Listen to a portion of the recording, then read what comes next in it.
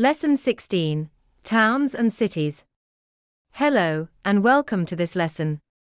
Today, we are going to learn useful vocabulary and collocations for describing towns and cities.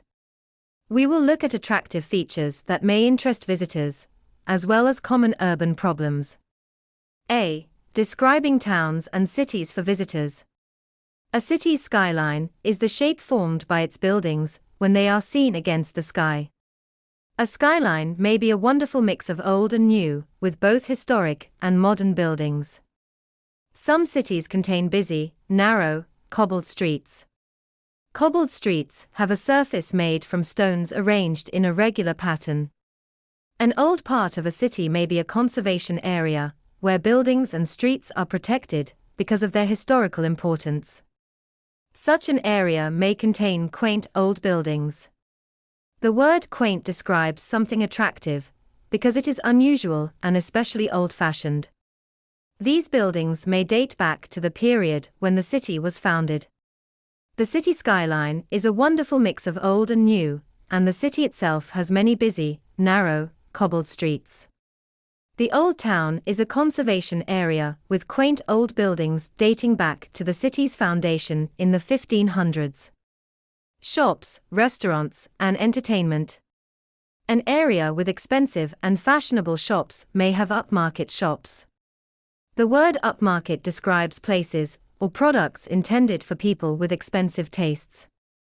Restaurants may be described as pricey when they are expensive, especially when the speaker sees the price negatively.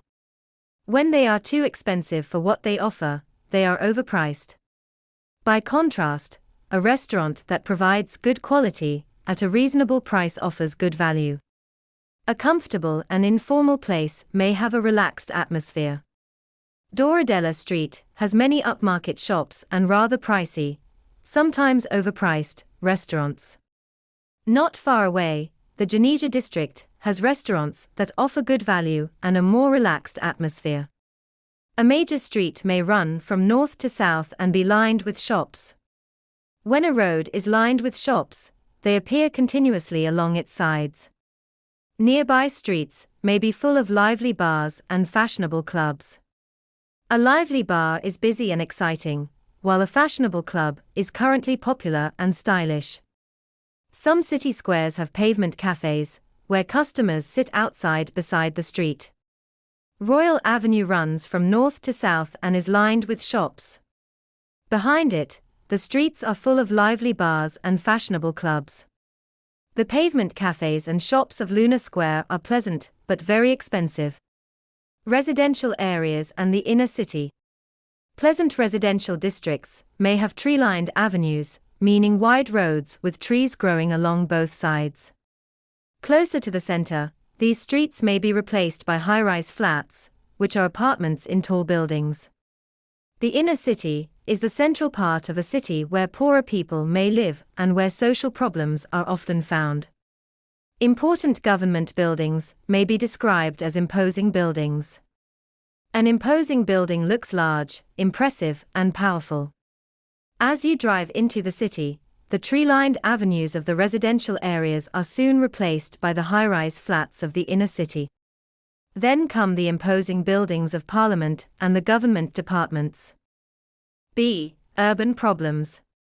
Some inner-city districts may become an urban wasteland. An urban wasteland is a city area that is empty, neglected, and in poor condition. Dangerous streets may become no-go areas, meaning that even the police or other authorities may be afraid to enter them. Such places often have a high crime rate. A street that is strewn with litter has rubbish scattered across it.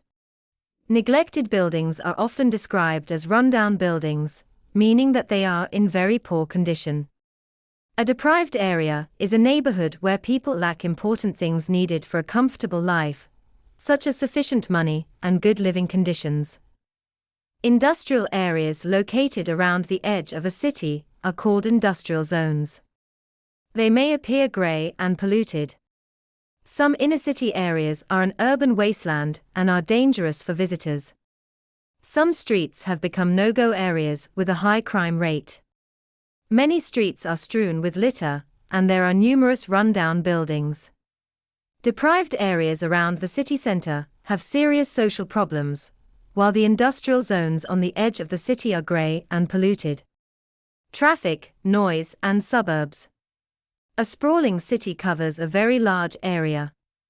The expression can suggest that the city has spread too widely. When roads are extremely crowded, there may be bumper-to-bumper traffic, with vehicles so close together that they are almost touching.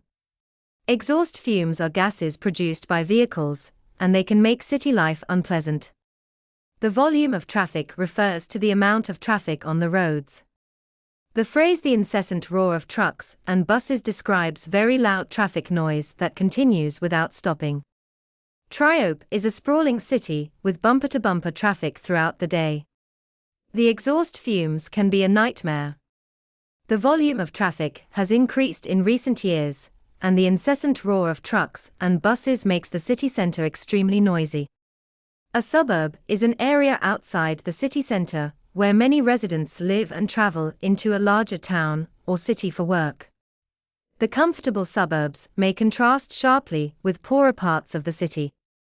When two places contrast sharply, they are noticeably different.